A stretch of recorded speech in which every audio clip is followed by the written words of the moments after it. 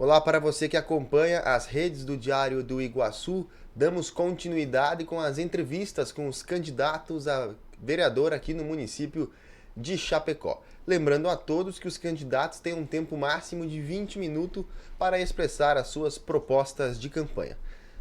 O tempo começa a contar a partir que eu finalizo a primeira pergunta. No nosso estúdio estamos recebendo a candidata pelo PCdoB, Evelyn Maciel. Evelyn, seja bem-vinda. Muito obrigada, é um prazer estar aqui. Muito legal estar tendo acesso a esse espaço, né? Quero agradecer imensamente a toda a produção, a todos vocês pelo convite e por estar concedendo esse espaço de diálogo, né? Então, Evelyn, para começarmos a nossa entrevista, você poderia explicar para a nossa audiência quem é a Evelyn, sua atuação na vida pública e também na vida política? Meu nome é Evelyn Maciel, sou candidata pelo PCdoB aqui em Chapecó. Tenho 20 anos de idade, comecei a minha vida política ainda jovem, né? Iniciei ainda dentro do movimento estudantil, no ensino médio. Fui presidente do Grêmio Estudantil da minha escola. Posteriormente, eu conheci a União Municipal dos Estudantes Secundaristas, onde eu comecei a atuar e, posteriormente, eu presidi essa entidade também.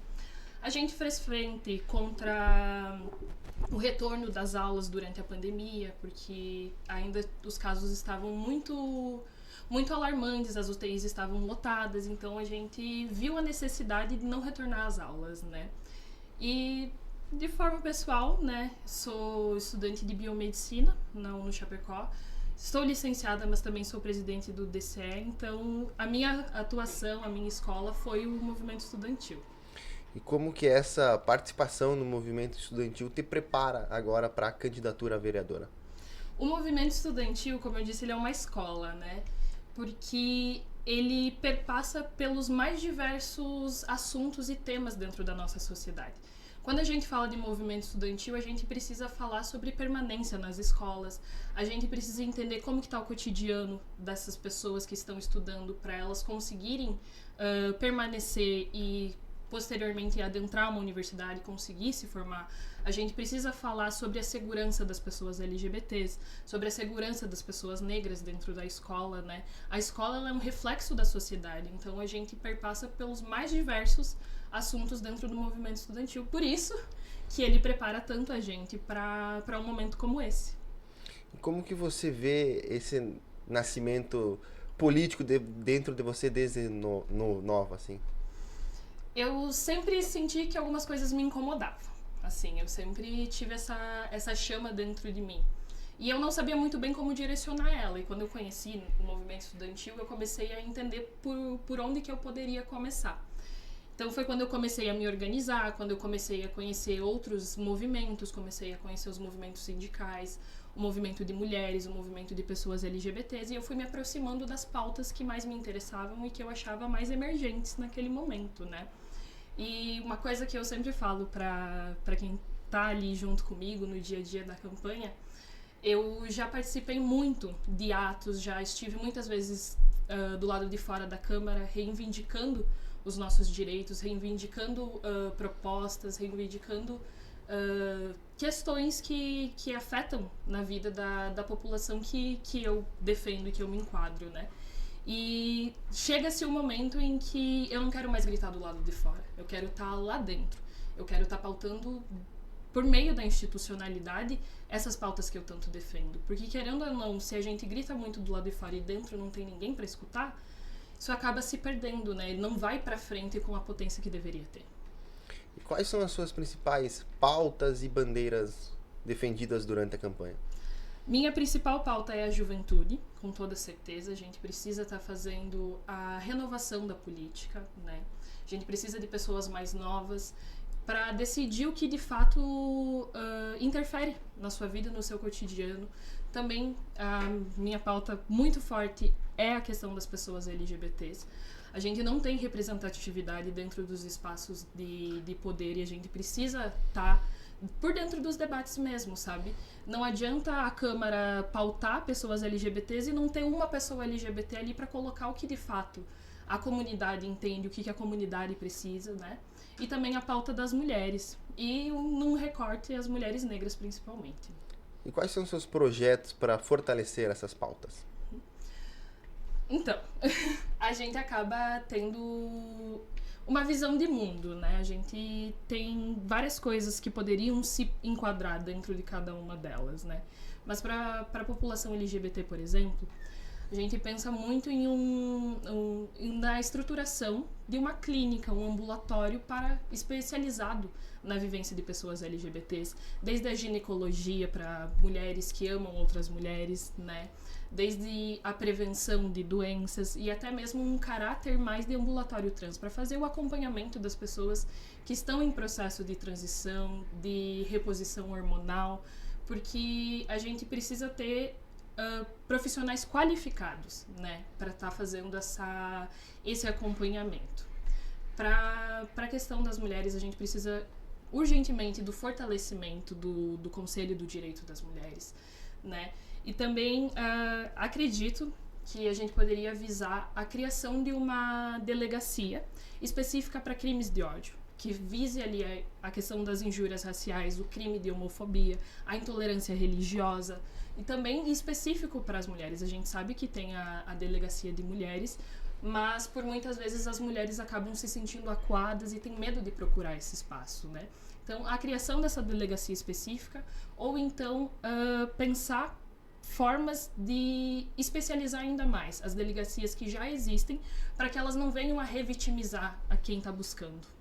E na questão da educação, já que você é uma estudante e teve participação também na questão estudantil, como que você atribui?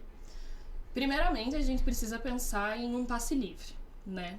Eu sempre comento que os estudantes, eles não conseguem estudar se eles têm preocupações dentro de casa. Se ele não sabe se ele vai conseguir ir até a escola, né? Se ele não sabe se ele vai conseguir almoçar dentro de casa. Então, a gente precisa pensar primeiramente no cuidado fora da escola a essas crianças, a esses adolescentes, pensar na segurança deles e posteriormente atribuir uma educação mais libertadora, né? Que tenha espaços de diálogo, que consiga promover debate das questões que estão acontecendo dentro das escolas, né? Quando eu fui presidente do Grêmio Estudantil da minha escola, a gente levou para dentro da escola um projeto de palestras de sobrevivência LGBT, que era uma escola que tinha muitas pessoas LGBTs e por muitas vezes elas se sentiam acuadas. Então eram conversas com professores e com os alunos para entender um pouco mais sobre esse assunto e conseguir acolher os estudantes que tinham essa vivência. E aqui em Chapecó, tem alguma área em específica que você considera uma prioridade, uma demanda? Eu acredito que seja na proteção às mulheres, né? A nossa cidade, infelizmente, ela vem tendo cada vez mais casos de feminicídio, tendo cada vez mais casos de estupro e estupro de vulneráveis. A gente precisa agir nessa área, né? Está tendo campanhas atualmente, mas a gente precisa reforçar um pouco mais. A gente precisa atribuir isso dentro da educação também, né? Precisa formar cidadãos que entendam a necessidade de proteção das mulheres, das crianças e que venha trabalhando esse assunto. A gente não pode deixar um assunto de lado, né? Principalmente a questão do estupro, a gente não pode tratar como um tabu, a gente precisa conversar, dialogar e criar projetos sobre isso para que de fato ele seja enfrentado. E sobre a questão de mobilidade urbana, como é que você atribui? A gente precisa melhorar bastante, né?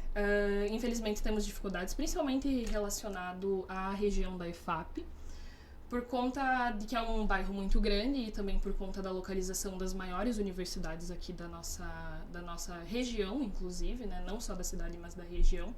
Então, precisamos pensar em um terminal urbano lá na região da EFAP, precisamos pensar também em um ônibus rápido, né, uma linha mais expressa que, quem sabe, vise somente as universidades para estar fazendo esse acesso mais direto e também deixando espaço nas outras linhas para o restante da população que vive naquele espaço, né?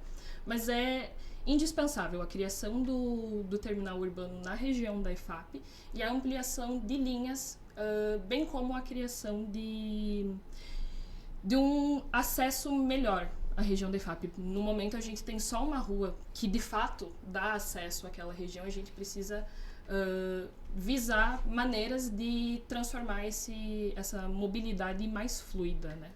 E na questão da saúde pública em Chapecó? A saúde pública, a gente tem muitas questões, muitas situações, mas em um evento que eu participei esses tempos atrás com os trabalhadores da saúde, inclusive, trouxe muita pauta da regulamentação do plano de cargos e salários, né, para os trabalhadores.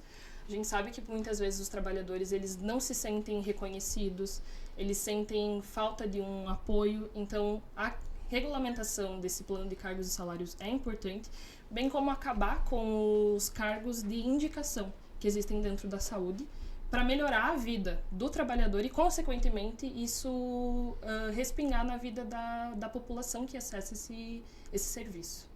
E como você atribui a função de um vereador na sociedade?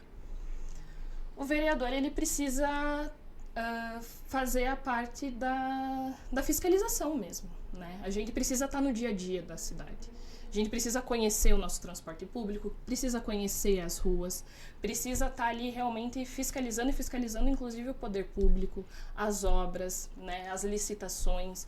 Precisa fazer esse espaço, mas também o espaço de diálogo com a população. Precisa estar constantemente com a população do nosso lado. Por muitas vezes a gente acha que tem uma boa ideia para resolver um problema, mas quando a gente conversa com a comunidade, conversa com quem realmente utiliza o transporte público, eles nos trazem uma pauta, nos trazem uma proposta que faz muito mais sentido e melhora de fato a vida das pessoas.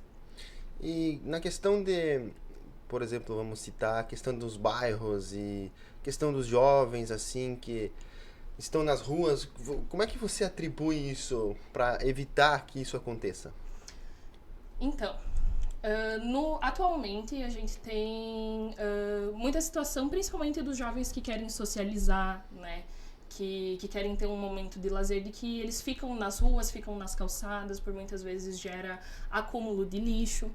E a gente pensa em um projeto de criação de um espaço de convivência, né? Para que esse jovem possa ir até um lugar reservado, específico para isso, que ele possa conviver, levar seus amigos, mas que também seja um espaço seguro e um espaço público. Porque, querendo ou não, atualmente, os jovens que não têm tanto acesso financeiro não conseguem entrar numa balada, não conseguem entrar num barzinho, e o que sobra é realmente as ruas, né? Então, já para encaminharmos para o final da nossa entrevista, eu deixo em aberto para você fazer as suas considerações finais, lembrando que você tem um tempo livre para as considerações em uns 8 minutos. Queria falar com o eleitor mesmo, né? Em ano de eleição, a gente fica atolado de pessoas, de propostas e coisas, mas a gente precisa visualizar. Eu peço que o eleitor ele pesquise realmente os vereadores, pesquise as propostas, pesquise qual que foi a trajetória das pessoas até aqui, né? Não, às vezes o eleitor acaba se deixando levar por um discurso bonito, mas não é só de discurso bonito que a política se faz, né? Ela se faz com efetividade. Convido também a conhecer o meu projeto, a conhecer todas as pautas que a gente defende. Agora, nesse momento a gente não fala sobre tudo, mas existem muito mais coisas acerca disso, né? Meu nome é Evelyn Maciel, meu número é 65020 e eu conto com o apoio de quem se sentir representado e quem se sentir acolhido pelo projeto que a gente tem.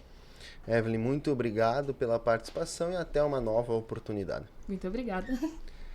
Esta foi Evelyn Maciel, candidata pelo PCdoB a vereadora aqui no município de Chapecó. Em breve voltaremos com mais candidatos e para você se manter bem informado, acesse o site diregional.com.br.